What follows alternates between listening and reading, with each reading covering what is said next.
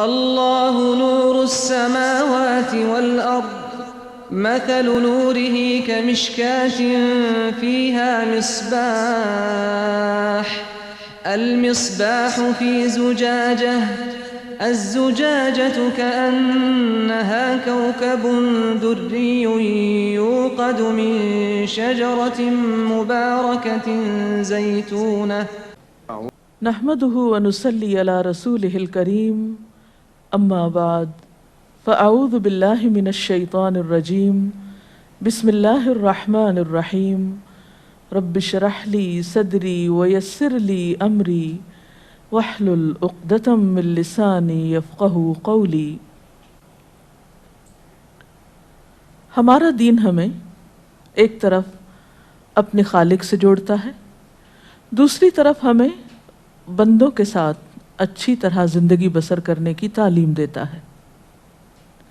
کوئی شخص صحیح معنوں میں دیندار ہو نہیں سکتا جب تک وہ اللہ تعالیٰ کے حقوق کے ساتھ ساتھ بندوں کے حقوق ادا نہ کرے۔ اپنے حقوق کے بارے میں تو اللہ تعالیٰ کیا فرماتے ہیں کہ وہ جس کو چاہیں معاف کر دیں، لیکن بندوں کے حقوق جب تک بندے معاف نہیں کریں گے اس وقت تک معاف نہیں ہو سکتے۔ حقوق العباد کا معاملہ بہت اہم معاملہ ہے۔ حقوق العباد کا مطلب کیا ہے؟ بندوں کے حق دینا، اور بندوں میں سب سے پہلا اور بڑا حق والدین کا حق ہے۔ قرآن پاک میں اللہ سبحانہ وتعالی اپنے ساتھ ساتھ والدین کا شکر گزار ہونے کا حکم دیتے ہیں۔ ارشاد باری تعالیٰ ہے وَأَنِ اشْكُرْ لِي وَلِوَالِدَيْكَ، میرے شکر گزار ہو اور اپنے والدین کے۔ والدین کے ساتھ حسن سلوک کا بار بار حکم آیا ہے۔ قرآن پاک میں اللہ تعالیٰ فرماتے ہیں وَقَضَىٰ رَبُّكَ أَلَّا تَعْبُدُوا إِلَّا إِيَّاهُ وَبِالْوَالِدَيْنِ إِحْسَانًا، اور تیرے رب نے فیصلہ کر دیا کہ اس کے سوا کسی کی عبادت نہ کرو اور والدین کے ساتھ احسان کرو، اچھا سلوک کرو۔ ایک اور جگہ پر فرمایا وَوَصَّيْنَا الْإِنسَانَ بِوَالِدَيْهِ حُسْنًا، اور ہم نے انسان کو تاکیدی حکم دیا کہ وہ والدین کے ساتھ اچھا سلوک کرے۔ احسان کا لفظ حسن سے نکلا ہے، خوبصورت، عمدہ، اچھا۔ ایک حدیث میں آتا ہے، حضرت ابو امامہ روایت کرتے ہیں کہ ایک شخص نے نبی صلی اللہ علیہ وسلم سے پوچھا کہ یا رسول اللہ صلی اللہ علیہ وسلم، ماں باپ کا حق کیا ہے؟ یعنی اولاد پر ماں باپ کا کیا حق ہے؟ فرمایا دونوں تیری جنت اور تیری دوزخ ہے، یعنی اگر تم نے ان دونوں کے ساتھ اچھا سلوک کیا تو تم جنت کے مستحق ہوگے، اور اگر نہیں کیا تو پھر دوزخ تمہارا مقدر ہوگی۔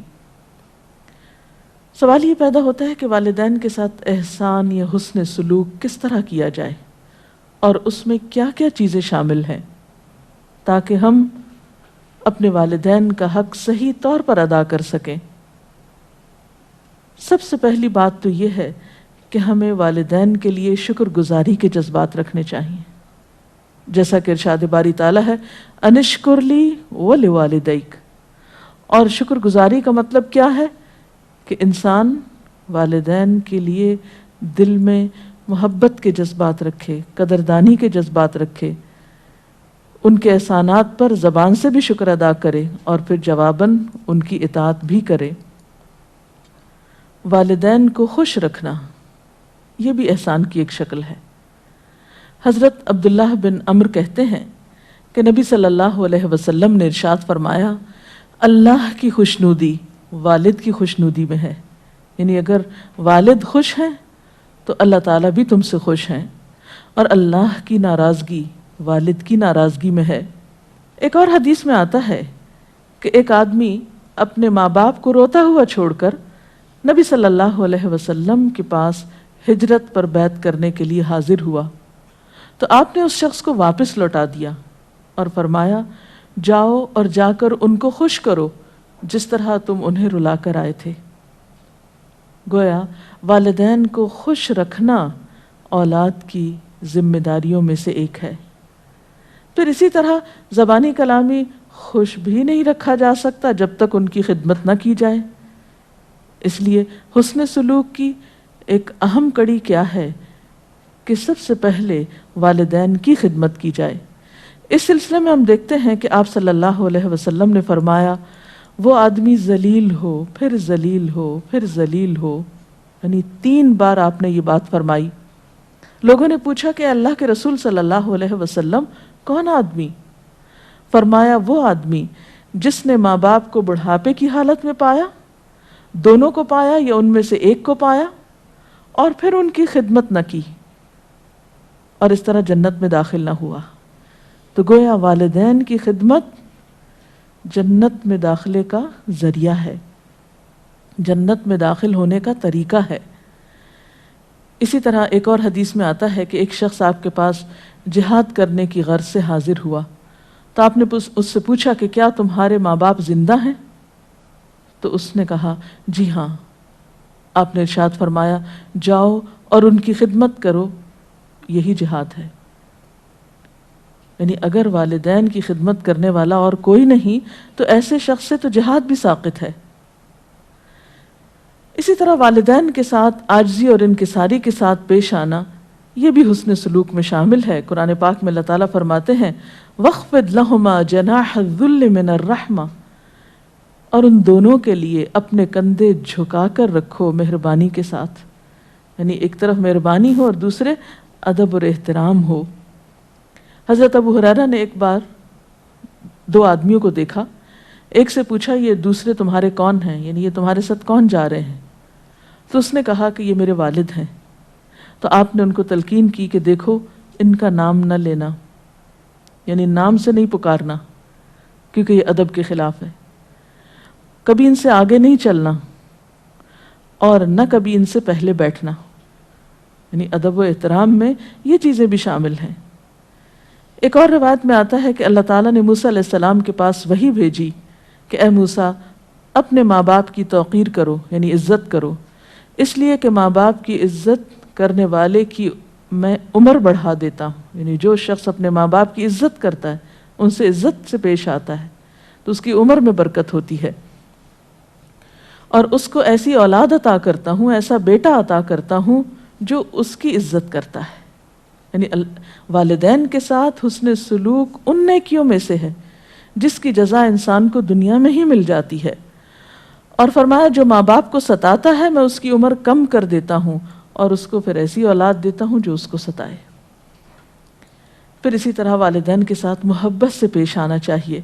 ابن عباس کی روایت ہے نبی صلی اللہ علیہ وسلم نے فرمایا جو نیک اولاد اپنے ماں باپ پر محبت بھری نظر ڈالتی ہے اللہ تعالیٰ اس کو اس نظر کے بدلے ایک حج مقبول کا ثواب عطا کرتے ہیں۔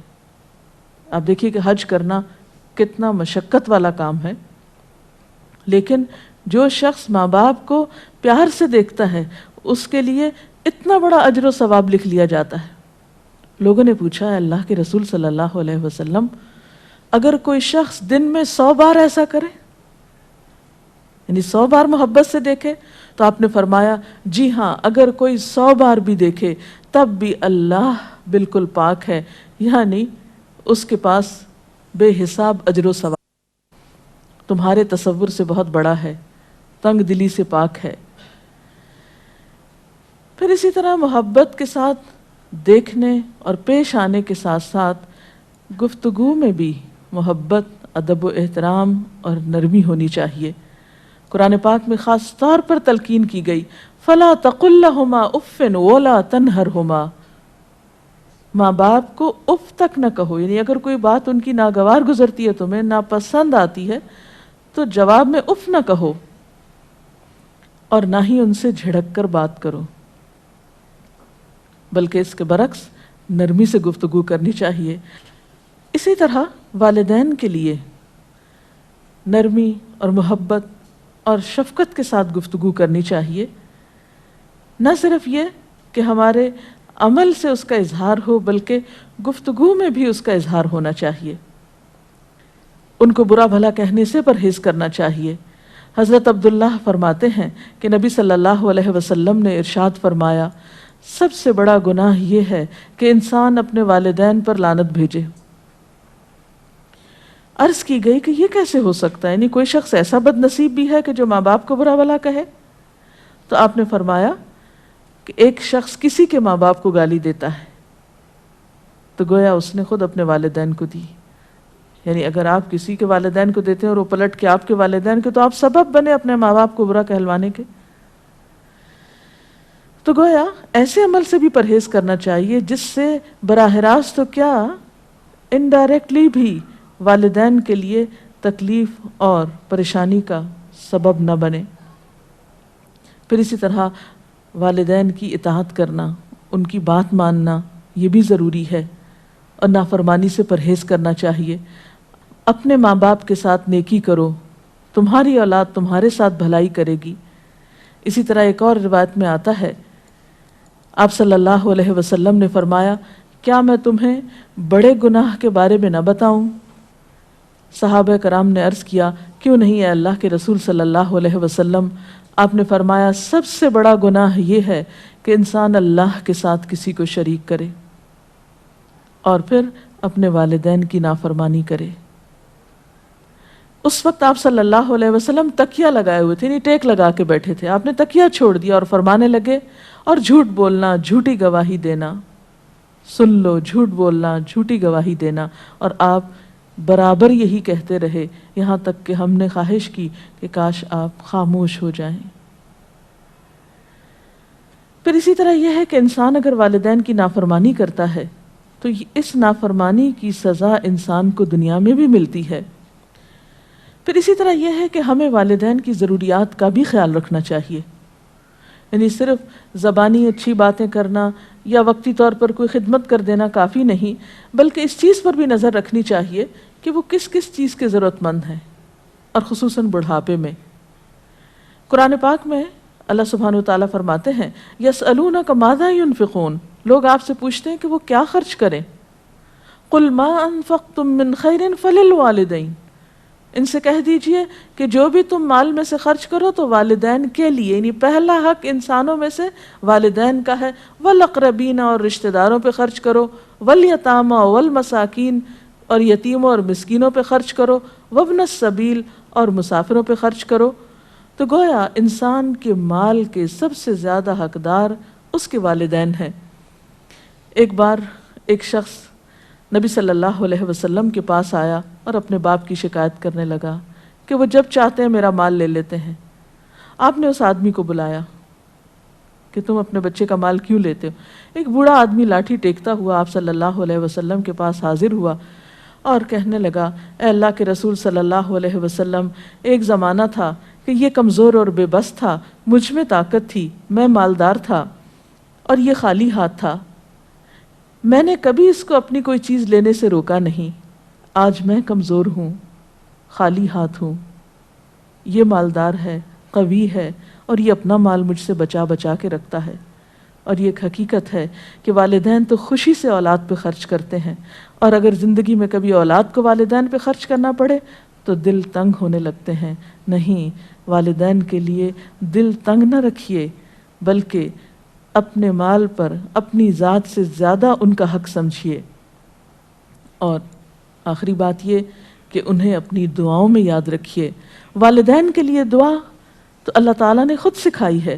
وَقُلْ رَبِّ ارْحَمْهُمَا كَمَا رَبَّيَانِي صَغِيرًا، اور آپ کہیے کہ اے پروردگار ان دونوں پر رحم فرما جس طرح انہوں نے مجھے بچپن میں پالا ہے جبکہ میں چھوٹا تھا. تو اللہ تعالیٰ سے دعا ہے کہ وہ ہمیں والدین کا حق ادا کرنے کی توفیق عطا فرمائے. اس سلسلے میں اگر آپ کے کچھ سوالات ہوں تو آپ مزید پوچھ سکتے ہیں. والدین کے درجے میں اور کون لوگ آتے ہیں؟ والدین کے درجے میں استاد آتے ہیں جو انسان کے روحانی والدین ہوتے ہیں. اسی طرح شادی کے بعد ساس سسر بھی والدین کے درجے میں ہوتے ہیں. اسی طرح خالہ کو ماں کی جگہ پر بتایا گیا ہے. کچھ اور روایات سے ہمیں پتہ چلتا ہے کہ والدین کی زندگی کے بعد والدین کے دوستوں کے ساتھ اچھا سلوک کرنا وہ بھی اللہ تعالیٰ کو راضی کرتا ہے۔ کیا ان سب لوگوں کو دیکھنے سے بھی حج مقبول کا ثواب ملتا ہے یا ان کا درجہ والدین سے ایک درجہ کم ہے؟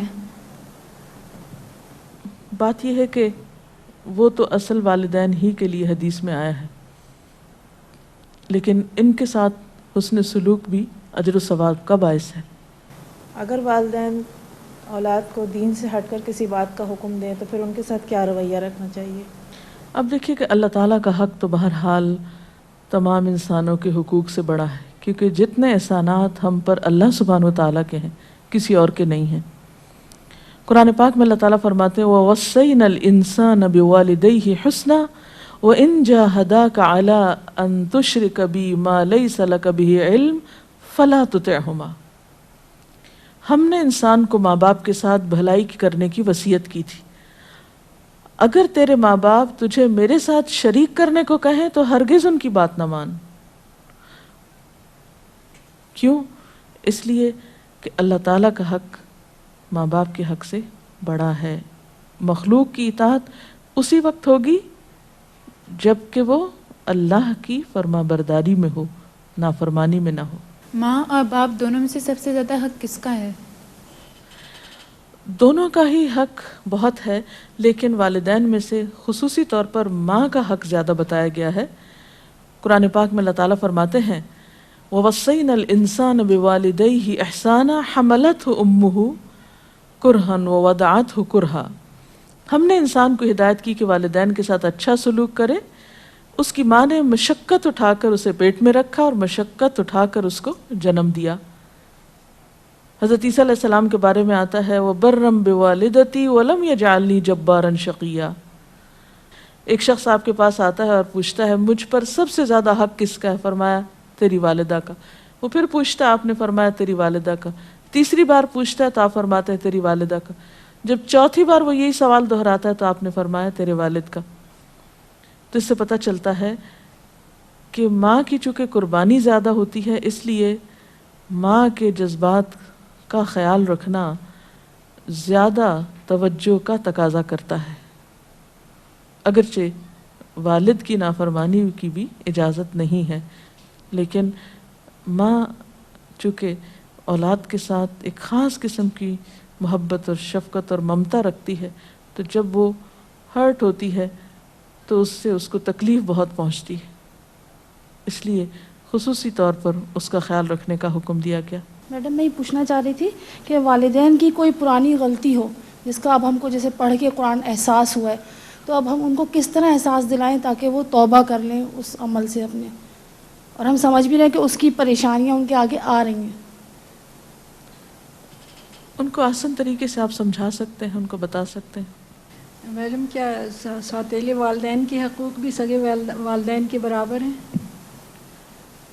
جی ہاں، سوتیلے والدین بھی والدین ہوتے ہیں اور ان کو بھی والدین ہی کی طرح مقام دینا چاہیے۔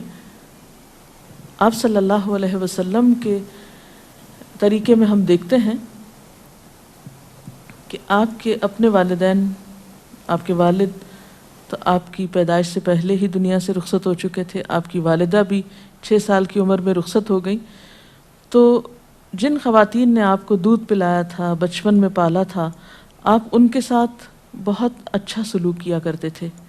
مثال کے طور پر ہم دیکھتے ہیں کہ حضرت ام ایمن جنہوں نے آپ کی والدہ کے بعد آپ کی کیئر کی اور آپ کو ابوا سے مکہ لے کر آئیں، جب آپ ان کو دیکھتے تھے تو ان کو کہتے تھے یہ میری ماں کے بعد میری ماں ہیں۔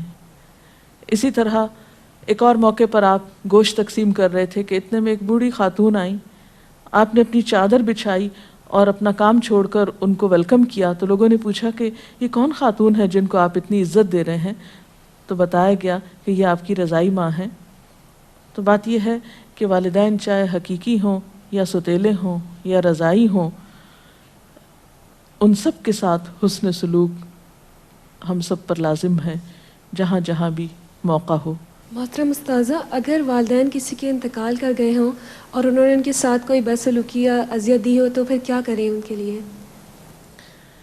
والدین کا حق صرف ان کی زندگی تک نہیں ہوتا، ان کی وفات کے بعد بھی ان کی اولاد پر رہتا ہے۔ والدین کی وفات کے بعد ان کے لیے نماز جنازہ پڑھنا، مسلسل ان کے لیے دعائے استغفار کرنا، یعنی ان کی بخشش کی دعا کرنا، اگر کوئی وعدہ انہوں نے کیا ہو اسے پورا کرنا، کوئی نظر مانی ہو اسے ادا کرنا، ان کے دوستوں کا احترام کرنا، ان کے رشتہ داروں کا خیال رکھنا، یہ سب کچھ اولاد کے ذمہ آتا ہے۔ اسی طرح بعض اوقات ایسا ہوتا ہے کہ انسان سے والدین کے حق میں نافرمانی ہو جاتی ہے، پھر اگر وہ فوت ہو جائیں بعد میں کبھی احساس ہونے لگتا ہے تو پھر انسان بے حد نادم ہوتا ہے۔ تو ایسی صورت میں پھر وہ کیا کرے؟ اس صورت میں اسے والدین کے لیے کثرت سے دعا کرنی چاہیے، ان کی طرف سے صدقہ خیرات کرنا چاہیے، اور ان کے رشتہ داروں کے ساتھ اچھا سلوک کرنا چاہیے۔ ایک حدیث میں آتا ہے کہ جب انسان فوت ہو جاتا ہے تو اس کا عمل ختم ہو جاتا ہے، 3 چیزیں بعد میں بھی فائدہ دیتی ہیں، جن میں سے ایک نیک اولاد جو والدین کے لیے دعائیں کرتی ہے۔ اسی طرح ایک اور حدیث میں آتا ہے کہ کسی شخص کے ماں باپ دونوں فوت ہو جاتے ہیں یا ایک، اور وہ ان کا نافرمان ہوتا ہے، مگر بعد میں وہ ان کے لیے استغفار اور دعا کرتا رہتا ہے، یہاں تک کہ اللہ تعالیٰ اس کو نیکوکار لکھ لیتا ہے۔ یعنی بعد میں ان کے فوت ہونے کے ان کے لیے استغفار کرنا ان کوتاہیوں کا کفارہ بن سکتا ہے جو زندگی میں والدین کے ساتھ کی گئی ہوں۔ تو اللہ تعالیٰ سے دعا ہے کہ وہ ہمیں والدین کا حق پہچاننے والا بنائے۔ وآخر دعوانا ان الحمد للہ رب العالمین۔ سبحانک اللہم وبحمدک نشہد ان لا الہ الا انت نستغفرک ونتوب الیک۔ والسلام علیکم ورحمۃ اللہ وبرکاتہ۔ اللہ اکبر اللہ اکبر، لا الہ الا اللہ واللہ اکبر، اللہ اکبر وللہ الحمد۔